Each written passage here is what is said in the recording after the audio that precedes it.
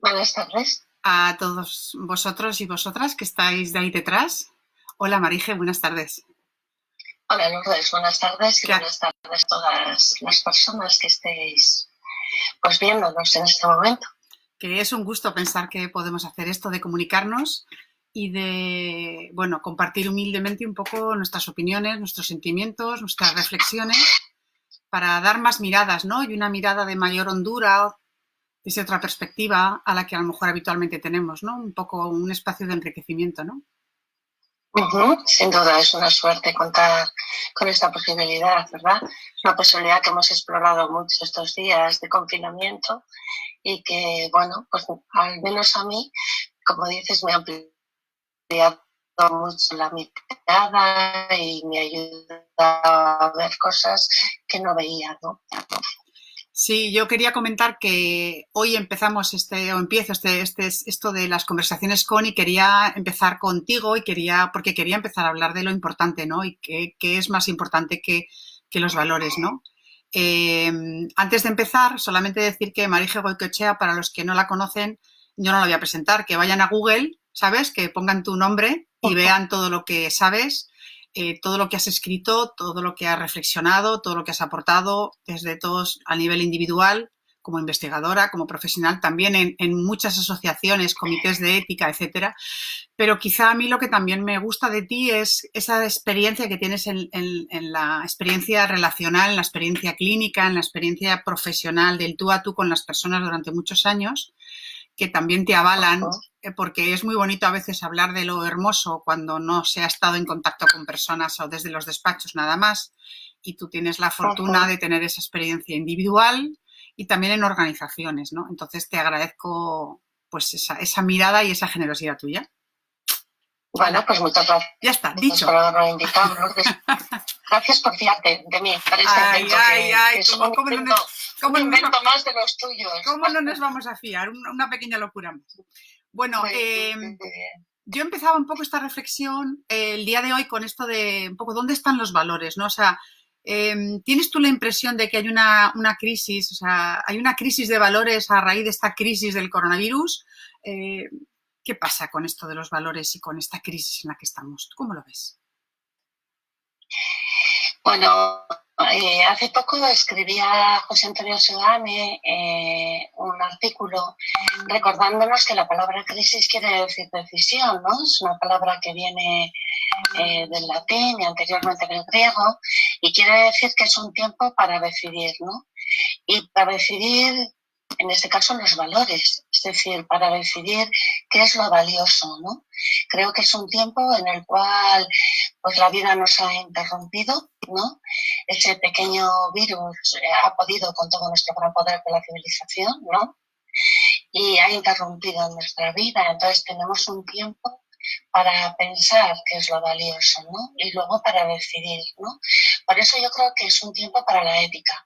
Y me alegro que hayas empezado estas conversaciones de la ética, no sé si tanto conmigo, porque yo creo que es el tiempo de la ética, es el tiempo para darnos cuenta, para tomar conciencia de cuáles han sido nuestros valores hasta ahora y para pensar cuáles deben de ser los valores y qué debemos de hacer, ¿no?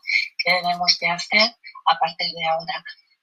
Dicen que gente tan importante, ¿no? Como los antropólogos de Atapuerca o presidentes de gobierno, como el presidente alemán, dicen que es un tiempo donde se ha puesto realmente en crisis la propia humanidad, la propia especie. Es un tiempo de peligro para la propia especie. Y por tanto yo creo que es un tiempo para pensar cuáles son los valores que realmente a partir de ahora vamos a desarrollar y de alguna manera fomentar entre nosotros, ¿no? Hay una cosa que a mí me gustaría que aclararas porque ¿qué son los valores? O sea, tú das por hecho, ¿no? Que las personas necesitamos valores o que tenemos valores, pero realmente tú cómo nos contarías qué son los valores y qué importancia tienen los valores en las personas, ¿no? Aparte de ahora que profundicemos más en la situación, ¿no? Los valores son aquellas cuestiones que nosotros estimamos como buenas, como importantes, en definitiva para ser felices, ¿no? como dice Paul Ricoeur, cada ser humano, cada una y cada uno de nosotros pretendemos ser felices, pretendemos la autorrealización, pretendemos en el día de hoy, al llegar la noche, decir, el día ha merecido la pena, ¿no? Ha estado bien, ha merecido la pena vivir, ¿no? Porque hemos peleado mucho estos días para vivir, pero bueno, pues la cuestión es ¿para qué vivir, no? ¿Para qué? Y por tanto los valores son aquello que estimamos que es valioso y que hacen que el día de hoy y que, bueno, pues el tiempo que nos toca vivir haya merecido la pena, ¿no?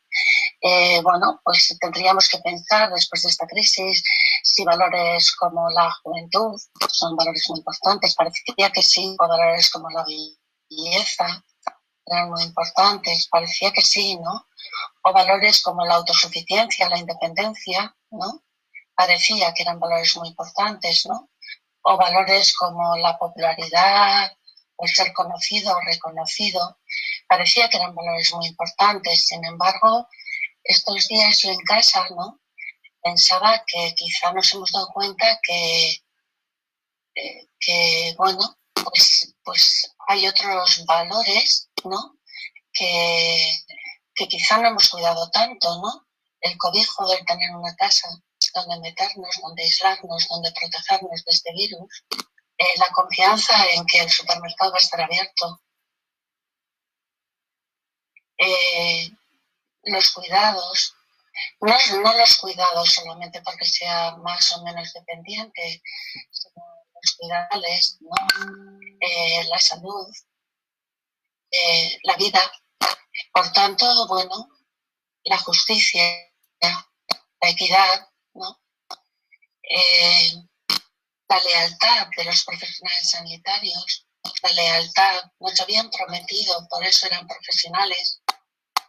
Profesional viene de prometer. Los profesionales hemos prometido a la gente que vamos a hacerles el bien y muchos han mantenido su lealtad.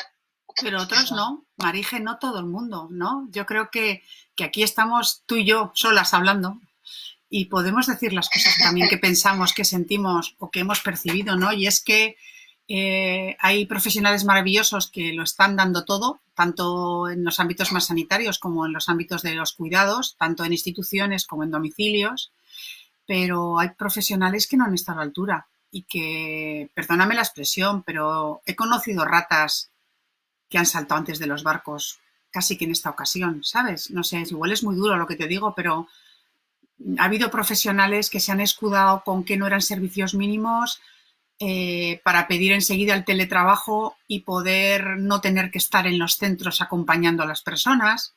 Directores y directoras que han dirigido desde sus casas no una semana, ni dos, ni tres, desde el principio.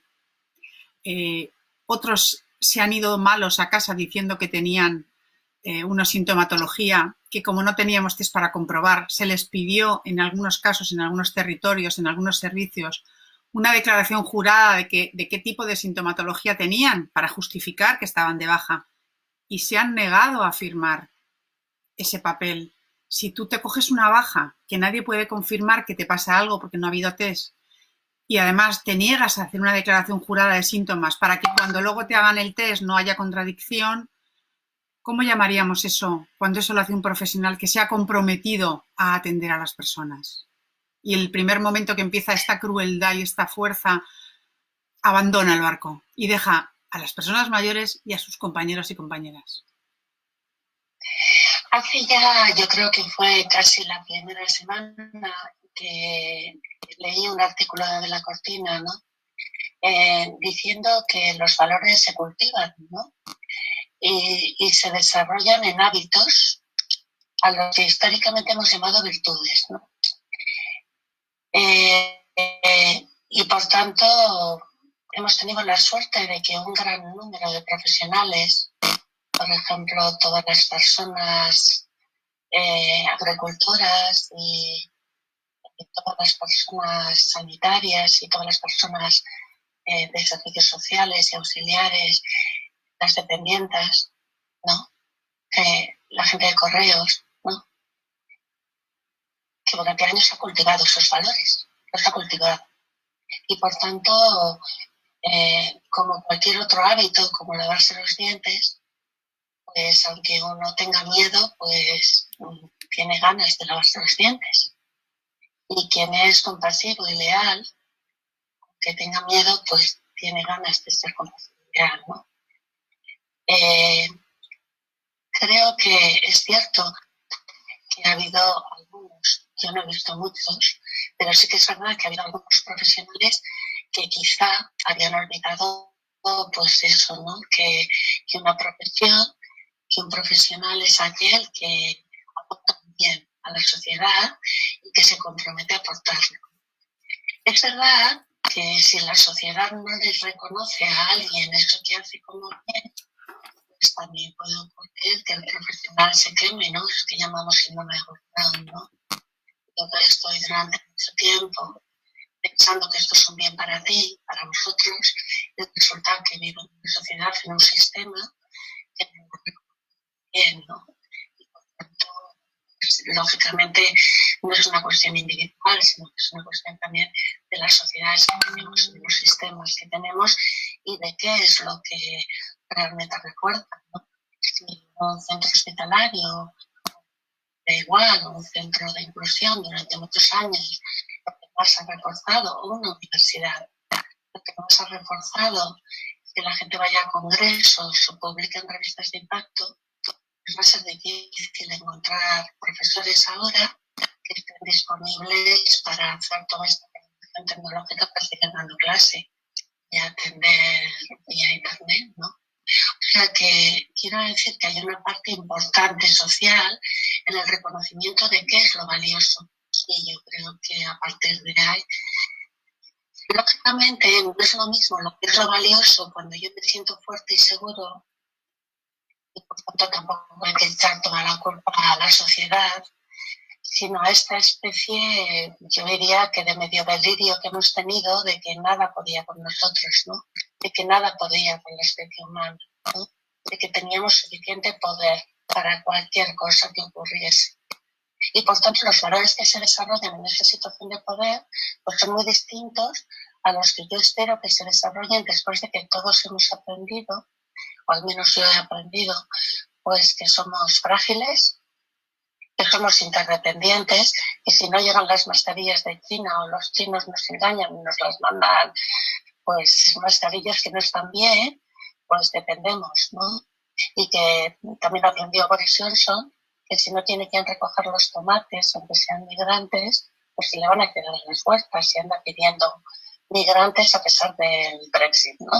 Entonces yo confío en que ahora que ya nos hemos dado cuenta de que la fragilidad y la interdependencia es la realidad, que podemos desaparecer, que hemos podido desaparecer y podemos desaparecer. La vacuna nos da una tregua, como decía Reyes Mate en un artículo reciente.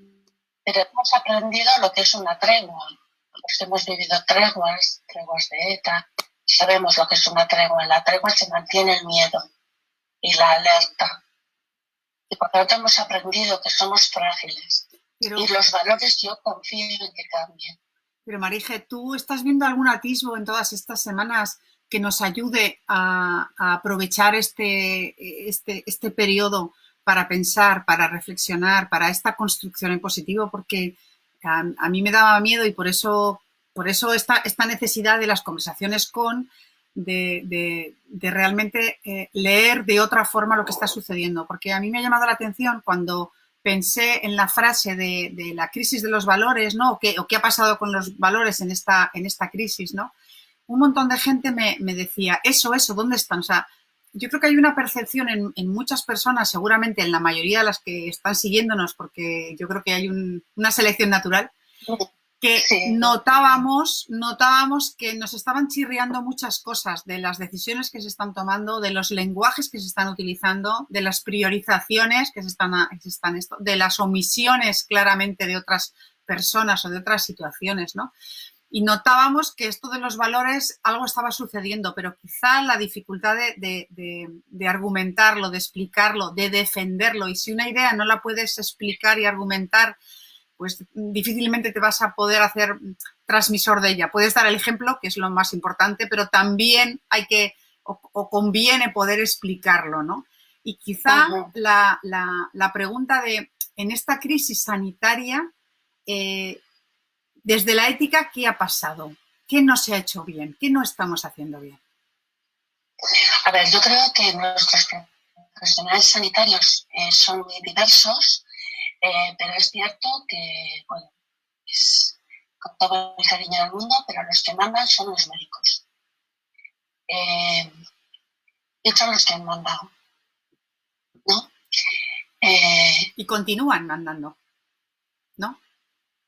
¿O no? Bueno, me imagino que probablemente sí, porque probablemente los que tenían la responsabilidad de gestionar esta situación de urgencia, de emergencia, de catástrofe humanitaria, pues lógicamente lo que se lleva era la vida. Y los más entrenados para vencer a la muerte no son los militares, que también han salido mucho, son los médicos, ¿no? Hacen 6 años de carrera y luego 4 más la residencia con el objetivo de vencer a la muerte, ¿sí? Y por tanto, bueno, si uno mira el comité de expertos que ha tenido el gobierno de España o el que tiene cualquier gobierno, pues se encontrará los que se encuentran, ¿no? Policías, militares y médicos. Sin embargo...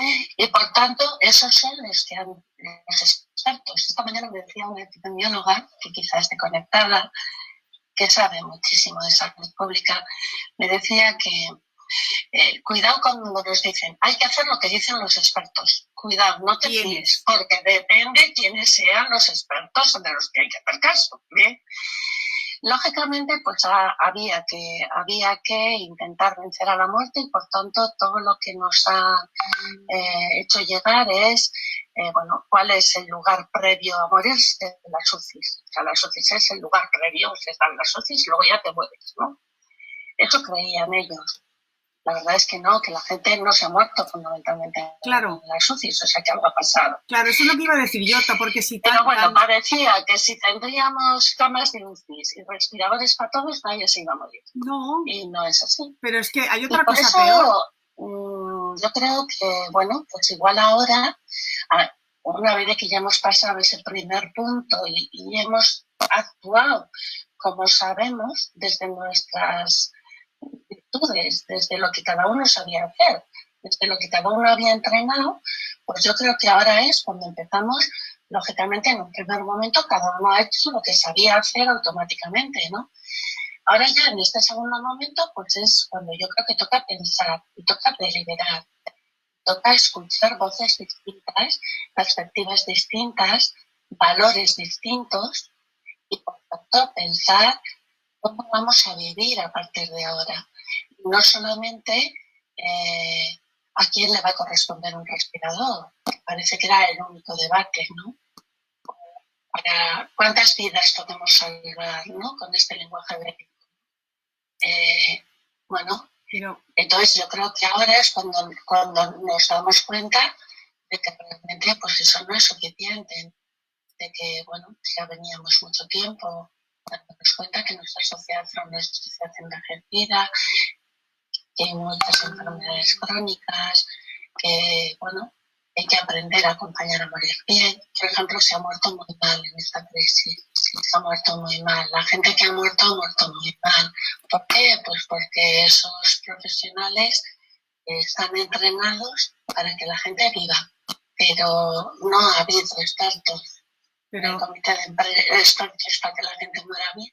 Pero no solo eso, yo es que por la experiencia de hablar con los compañeros que están en el entorno de los cuidados de larga duración, de las residencias, si bien es verdad que había como aparentemente una voluntad de que si los médicos son los que gestionan esto y era ayudar bueno, a cuidar, a sanar o a ayudar a morir, la realidad es que se nos han quedado en muchos territorios en España los hospitales sin saturar y no se han derivado a las personas. Y las personas han fallecido en las residencias de mala forma porque ni siquiera el servicio sanitario ha pensado que era su responsabilidad. Por lo tanto, yo aquí haría una enmienda a la mayor, porque ya no es que quien haya tomado las decisiones, sino que las vidas de algunas personas no han tenido valor, se han puesto en una balanza previamente, ya no digo en un momento de colapso de a quién le toca el respirador.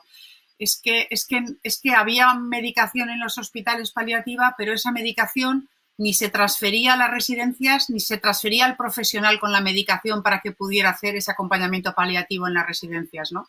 Entonces, Sí, pero ni siquiera tiene que ver el sistema ha cuando reaccionado ahí, uno ¿no? se va a un extremo, ¿no? Cuando en lugar de deliberar entre diferentes valores, uno se va a un extremo y solamente se coloca en un valor, en este caso el valor vida, pues el criterio ¿cuál ha sido? Pues el criterio fundamental ha sido la eficacia, ¿no?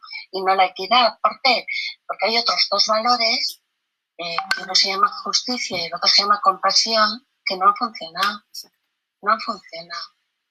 Que son dos valores.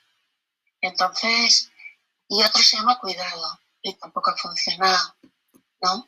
Entonces, ¿qué es lo que ha ocurrido? Que probablemente el valor vida lo hemos preservado bien y en ese sentido yo creo que hay que reconocer que los profesionales que han intentado preservar el valor vida, pues probablemente han salvado muchas vidas para la situación que teníamos. No, y además ¿Por algunos qué? se la han dejado también en el camino y Sí, esto hay que sí, sí, reconocerlo. por supuesto, por Y supuesto. Y además han trabajado a destajo para salvar vidas, ¿no? Y han tenido que tomar decisiones muy difíciles, ¿no? Pero sí que es verdad que eso es lo que le correspondía a ese profesional, pero había un comité de expertos. Había un comité de expertos y había unos responsables políticos que tenían la obligación, creo yo, de liberar sobre todo los valores que estaban en juego, ¿no? Y por tanto, el valor justicia, el valor equidad, el valor compasión, pues no han sido tenido en cuenta suficientemente, ¿no? yo creo que un ejemplo Y se claro ha producido, por ejemplo, claramente, ya veníamos de antes, pero se ha producido claramente, como decía Adela Cortina en un vídeo que he visto esta mañana, una gerontofobia clara, no, evidente. y por ejemplo, yo creo que una de las medidas que menos entendemos es que no permiten a las personas ser acompañadas en el momento final de su vida, ¿no? O sea, eso es una clara idea de que la compasión no está en la agenda, ¿no? Es decir, se prioriza que no se gaste una EPI para que no... y se evita que un familiar pueda estar al lado de su ser querido, ¿no? O Claro, sea, es que claro. esa es la Eso priorización, ¿no? es, No se puede esa es la gastar una EPI priorización. en un familiar, Eso, ¿no? eso es, eso es. Pero también es cierto que tendríamos que preguntarnos un poquito más allá, ¿no? Que sería el sistema de cuidados que teníamos establecido, eh, es el bueno para nosotros o se había producido ya una ruptura de lo que llaman los expertos en gerontología y pediatría como tú, el pacto de cuidados, ¿no? Y por tanto, porque todos los niños han estado atendidos y las niñas. Todas las familias han tenido claro que sus niños y sus niñas tienen responsabilidad de ellos y ellas. Pero al menos donde yo estoy, no he oído que haya habido familias que hayan ido a buscar a sus personas mayores a las residencias. Es más, estando en aislamiento, quizá es cierto que una persona mayor muy dependiente, yo tengo la experiencia de cuidar uno no puede tener una familia fácilmente sin tener una casa organizada, adaptada, una serie de, pues de habilidades de cuidado, etcétera. Pero bueno, hay muchísimas otras personas que sí, ¿no? Y yo creo que quizá ahora sí que tenemos que pensar si el sistema de cuidados que habíamos creado es el correcto, ¿no? Porque quizá no lo sea. Porque una cosa que yo pienso es, ¿en qué ha cambiado el confinamiento de las personas mayores de residencias este COVID? Nada, si ya estaban confinadas de antes. No, al revés, les hemos sometido a un doble confinamiento porque... Que no tenían visitas, Lourdes, o sea, poco más. No, ahora estaban mismo... confinadas y tenían horario de visitas. Bueno, pero ya estaban confinadas. Bueno, yo ahí apelo a todas esas maravillosas Sí, pero bueno, y como pocas y modelo escasas mayoritario. claro, es decir, si vemos el universo, Es. el universo de las personas de las residencias en España, está claro que desgraciadamente eso prevalece, pero es verdad que hay cada vez más maravillosas excepciones donde había vida en los centros, donde los centros estaban con familiares todos los días, sobre todo en los que se estaba trabajando muy activamente en esa línea y tenemos maravillosas excepciones y donde las personas realmente tenían una vida feliz dentro de las instituciones, dentro Estoy de de sus acuerdo contigo, recintos. Y pero eso tenemos que se ha tener cuidado. desaparecido No completamente. vaya a ser que tenemos que tener cuidado. No vaya a ser que la conclusión que saquemos es esos centros maravillosos no tenían sanitarios suficientes. No, Y claro. como los de fuera no han llegado, vamos a ver si los sanitarios. No. Eso, No, hay que ahí, tener cuidado, ahí ¿vale? vamos a, ahí Hay que vamos tener a. cuidado. No, si al revés. Porque, si al claro, revés. porque entonces la discriminación está clara. No. Es decir, las personas dependientes o en situación de dependencia tienen que vivir en hospitales de por vida.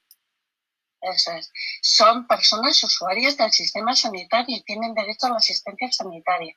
También es verdad que el sistema sanitario ha funcionado con un valor, que es el valor vida, pero con un segundo valor, que es el valor hospital, cuadro agudo.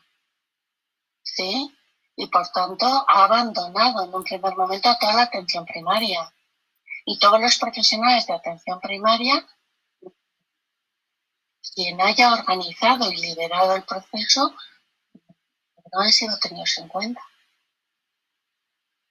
Bueno, no han sido tomados en cuenta o algunos también se han auto excluido de la toma en cuenta. Desgraciadamente, bueno, no escuchan, ¿no? Yo quería aclarar, ha comentado un compañero nuestro, como colega de las dos, que pues quizá por la forma de explicarme yo quería decir que las derivaciones a un hospital eran como si fuera un sinónimo de buena atención y no me refiero a eso, pero me estoy acordando de los primeros momentos en los que personas mayores o personas con discapacidad intelectual tenían una sintomatología determinada que en sus centros no podían atender porque no tenían los sanitarios adecuados y llamaron a urgencias y directamente urgencias no apareció en ambulancia. Cuando llegaba les miraba y les decía ni os molestéis y en algunos casos han llegado las ambulancias a los hospitales y cuando han abierto la puerta han dicho lo siento pero se vuelve. Quiero decir, cuando me refiero a no me refiero a un ingreso hospitalario no indicado, me refiero a personas que ni siquiera se había valorado que pudiera ser adecuado el ingreso y que fueron devueltas a los centros o directamente no pudieron acceder a los mismos y que además acabaron falleciendo ese mismo día, al día siguiente o a los varios días, ¿no? Y ya cuando la alarma Una persona viva donde viva en un centro residencial, viva en un domicilio, tenga la edad que tenga o el nivel de dependencia que tenga y la enfermedad que tenga, que puede que no sea coronavirus. Puede que le dé un ictus o, o un atragantamiento. Una obstrucción. Exacto. Vale. Esta persona, en principio, pues lo normal es que alguien le valore y una vez que le valore se tome una decisión de qué hacer. Yo estoy de acuerdo contigo en que en algunos lugares, porque hay otros que no, hay comunidades autónomas que lo han hecho bien, muy bien, y otras que menos, pues directamente han dicho no, las personas que tienen determinados perfiles no son trasladadas a un hospital de agudos. No trasladables, valorables, Marije, valorables. Que eso es lo trágico, yo creo ya no es que la trasladables. discriminación es evidente. Otra cosa es que muchas de esas personas en un centro residencial son personas pues, de nivel 3 o nivel 4 de fragilidad y no tiene sentido que se les traslade ni por el coronavirus ni por una insuficiencia respiratoria grave, obviamente. Pero yo sí estoy de acuerdo contigo en que discursos como mayores de X edad, personas que viven en tal sitio, pues son discursos claramente discriminatorios. O personas con discapacidad. Personas con discapacidad. Como los de ahora. Vamos a ver quién sale en la desescalada. En principio tendrá que salir con determinados apoyos gente distinta. Nadie pone en duda que un niño de 2 años necesita un apoyo para salir, ¿vale? Y que yo no lo necesito. Y que una persona de 85 con un taca-taca necesitará un apoyo, ¿de acuerdo? Pero esto de que los últimos que van a salir son las personas mayores de 70 años. No, es eso yo creo que ya se han dado cuenta. Y como decía Ana Freixas en un artículo hace unos días en El País, por mi bien no. Y encima me tengo que creer que sea por mi bien. Por mi bien no. No, yo creo que fue lanzar en la idea, en Francia salir el tema de la tal, aquí también contestarlo lo antes que pudimos, y yo creo que, bueno, pues evidentemente con mucha información, y los ciudadanos también tendrán que ir decidiendo en qué momento asumen el riesgo de ir saliendo. Y aquellos, no me refiero a las personas mayores, sino a las personas mayores más frágiles o con patologías determinadas, etcétera, ¿no? Porque el resto de las personas mayores, en el momento que se considerara, creo que es verdad que desgraciadamente hay una situación tan descontrolada de la epidemia, tan poco conocida suficientemente, que es verdad que ojalá hubiéramos podido salir antes. No los que más necesitan salir. Yo creo que hay una cosa de la que nos ha hablado mucho Marije, es de la palabra sufrimiento, ¿no? O sea, hablamos poco del sufrimiento que genera el aislamiento, el confinamiento, la soledad, ¿no? Y solo hablamos en términos de pérdida de capacidades, de salud o de capacidades cognitivas, cuando ya llegamos a eso, ¿no? Pero del concepto de sufrimiento, o sea, que tendrían que poder salir las personas que tienen menos capacidades para llevar esta situación y que sufren más. Exactamente. Y ese quizá el criterio sería el sufrimiento, ¿no? Y es muy interesante porque muchas personas mayores, las últimas investigaciones que hay, de lo poquito que se ha investigado, son más capaces de resistir esta situación. Por eso no podemos hablar nunca de personas mayores como un global, porque hay tantísimo, pero hay subgrupos de personas mayores que son mucho más competentes y más capaces que los jóvenes para llevar esta situación. Curiosamente, ¿no? Entonces, bueno, pues esto también nos tiene que hacer pensar en que no se puede hablar en global ni homogeneizar de nada, porque hay muchísimas personas muy mayores que nos están dando un ejemplo tremendo de compromiso, de responsabilidad y de decir lo que haga falta, yo soy capaz, ¿no? Porque, bueno, yo creo que ahí también a mí me está enseñando mucho a algunas personas, ¿no? En ese sentido. A ver, yo sí que creo que, para hacer un breve resumen así de hablando todo de breve, creo que nos debe quedar poco tiempo, no sé exactamente, lo digo para que... Sí, por eso. Yo creo que no nos queda casi tiempo por eso. Yo creo que tampoco. O sea, yo creo que estábamos tan convencidos de nuestra autosuficiencia y de que teníamos el poder suficiente que primero nadie se había colocado en una situación de precaución de que esto podía pasar. Y por tanto, yo creo que esa es una primera cuestión, ¿no? Somos frágiles y somos muy frágiles y por parte de un sistema global y por tanto nuestros conocimientos también tienen que ir hacia pensar cómo gestionar la vida social en situación de fragilidad. Y eso lo primero. Lo segundo, pues yo creo que es una cuestión importante que seamos conscientes de nuevo de que la calidad de vida de las personas no depende de la cantidad de vida que les quede por delante ni de la cantidad de actividades de vida diaria que puedan realizar por ellos solos. Y por tanto, a la hora de evaluar la calidad de vida de una persona, pues tendrá que ser ella o quien le conoce quien pueda considerar, bueno, pues si realmente esa persona puede seguir viviendo con más o menos nivel de aislamiento, con más o menos nivel de dependencia, con más o bien. Esto en segundo lugar. Y luego, en tercer lugar, pues yo sí que creo que es el momento de la justicia, ¿no? Es el momento de darnos cuenta de que realmente, bueno, pues tenemos que volver a incorporar la idea de que junto a la eficiencia, que en situaciones obviamente de escasez es un valor muy importante, el valor de no despilfarrar, mi madre, ¿no? Es muy importante, pero eso las personas mayores ese valor lo tienen absolutamente. Clarísimo.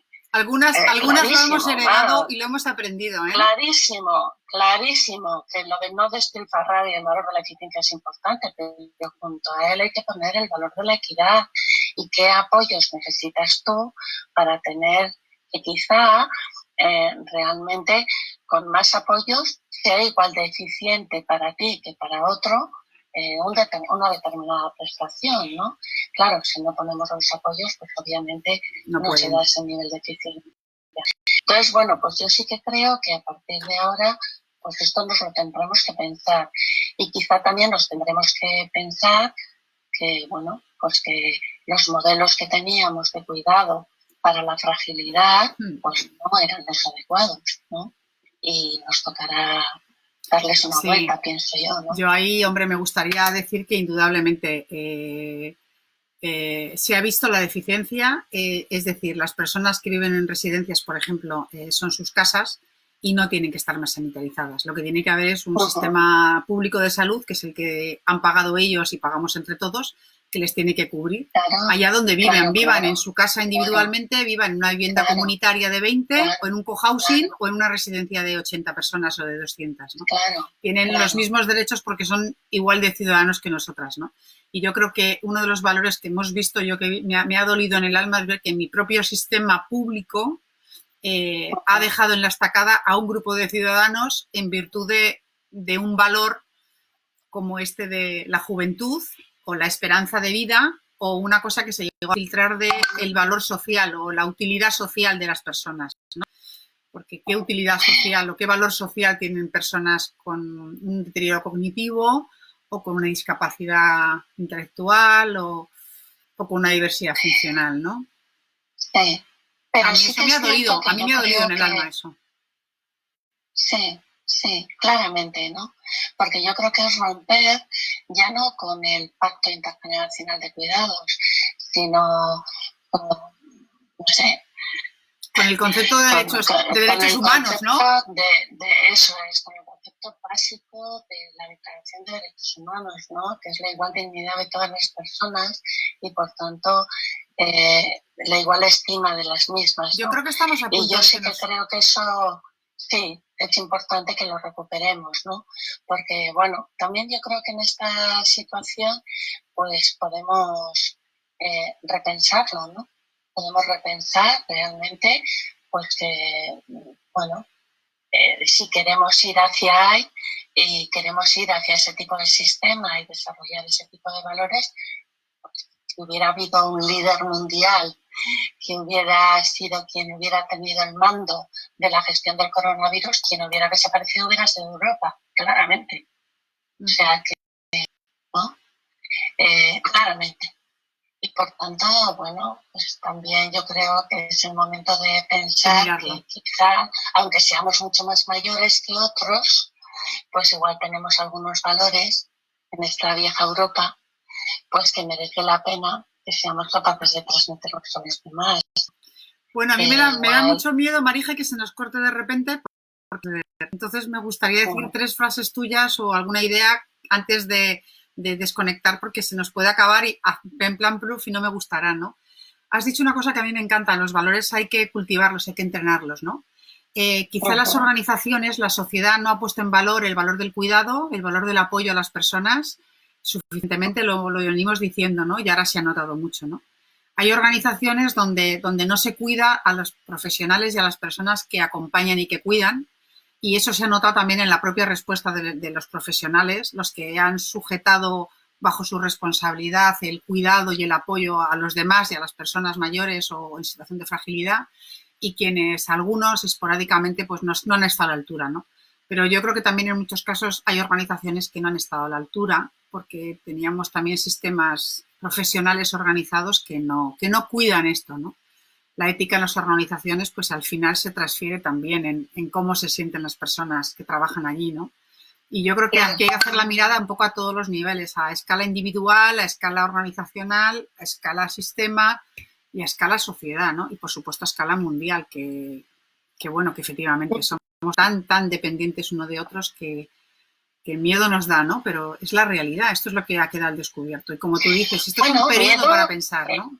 Sí, miedo, pero miedo a la vez, eso es a la vez, pues una gran oportunidad, ¿no? O sea, el hecho de que, bueno, pues solamente en la dependencia uno aprende la confianza, ¿no? Y probablemente es uno de los valores que más nos merece la pena, ¿no? Ahora que estamos aislados, ¿no? Probablemente si nos metemos en la cama ya a la noche y pensamos, hoy ha merecido la pena, probablemente el valor o uno de los valores más importantes será porque no me han defraudado las personas en las que me confiaba, ¿no? Bueno, pues porque hay personas que me han estimado suficientemente y porque las necesidades que he tenido interacciones suficientes de confianza. 30 segundos, Marije. 30 segundos nos queda. Bueno, por tanto, la interdependencia también tiene que ver con la autorrealización, no solo la autosuficiencia, ¿no?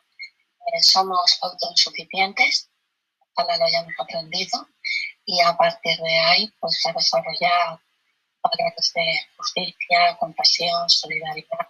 Muchísimas gracias, Marije, por estar ahí. Gracias. Y por darte siempre, y seguiremos compartiendo escenarios y... Estupendo. Muchas gracias a todos los que os hayáis vinculado. Yo no tengo Facebook. De momento creo que más de 90. Creo que más de 90 nos miran. Además, las que luego nos puedan escuchar en diferido, porque lo podrán ver quien quiera. Se quedará libre para que todo el mundo pueda compartirlo. Te mando un abrazo fuerte, amiga. Mucha fuerza, mucha salud, mucho ánimo y muchos valores. Vale. Estupendo. Chao. Chao.